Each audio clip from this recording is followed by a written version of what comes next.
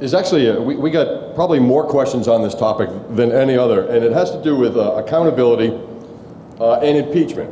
And impeachment not so much for removal from office, but impeachment as a means of exposing the crimes and abuses of our Constitution by this administration, so that moving forward, we prevent it from happening again. I wonder if either of you could comment. Yeah, I'll take the civilian point of view of that, although Scott is, but...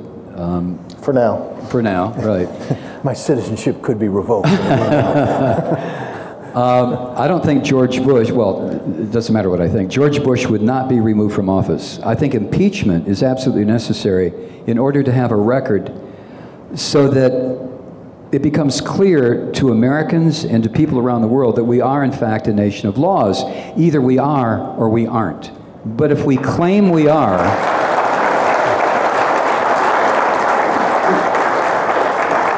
if we make that claim, then I think Nancy Pelosi ought to get the hell out of the way and let the Constitution work.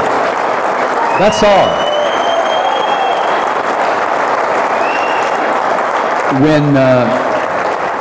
When I finally heard that people like Pelosi or Charles Rangel or some of these key Democrats in the House had decided that impeachment was not going to happen,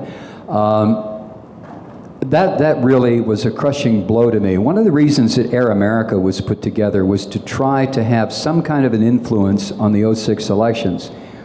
That was not its sole reason, but that was one of the goals, was to get some voices out there that would balance out or offset this right-wing lie machine that has been so effective since the early '90s in radio.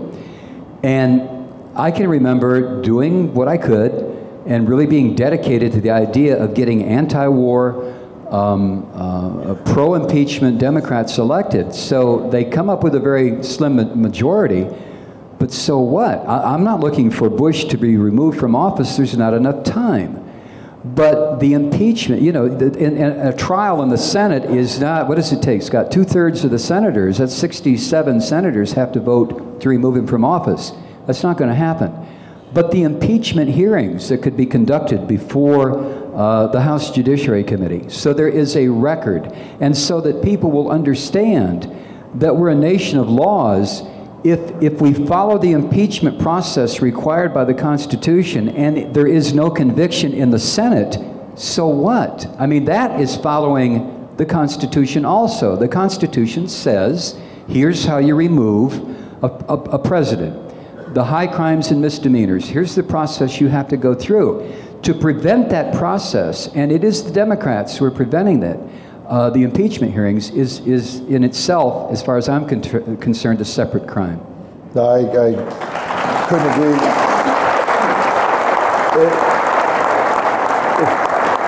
If we're going to call ourselves a democratic republic, if we're going to say this is representative democracy, if we're going to claim to be a nation derived from the rule of law as set forth by the Constitution, then we have a duty and obligation to enforce the law, to hold people to account. You can't speak of representative democracy simply by voting for people. It's about holding them to account in terms of what they do as they represent you in higher office. But here's where we may differ just a little bit, and this might be semantics, but I think it's also a clarion call to those who believe in accountability. Stop using the word impeachment. Impeachment presumes guilt. Now, you and I might know in our heart of hearts that that son of a gun's guilty, okay? But that's not due process. See, impeachment is a constitutional remedy for a high crime and a misdemeanor. But a high crime and a misdemeanor can't be said to exist simply because you and I say so. And here's where we have to hold Nancy Pelosi and every member of Congress accountable. There must be hearings, not impeachment hearings, but hearings to find out the facts.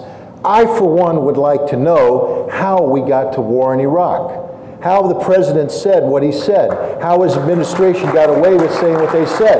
I'd like to dig deeper into the testimony of Condoleezza Rice and Donald Rumsfeld and other administration officials under oath before the Congress in the fall of 2002 when they said these weapons existed, but they said the president has not made a decision to go to war. I'd like to know how to square that with the signing on August 28th of the execute orders to the military to go to war. I mean, this constitutes, in my mind, at the very least, a misrepresentation of fact. Let's call it what it is, an outright lie. And when a government official tells a lie under oath, that is a high crime and misdemeanor, and now we can hold the hearings of impeachment that must occur. But the first thing that has to occur is that Congress must do its job. And it's not about Nancy Pelosi saying it's inconvenient. Who gives a damn if it's inconvenient? It's about the rule of law. It's about doing that which we elected you to do. And if you're going to sit here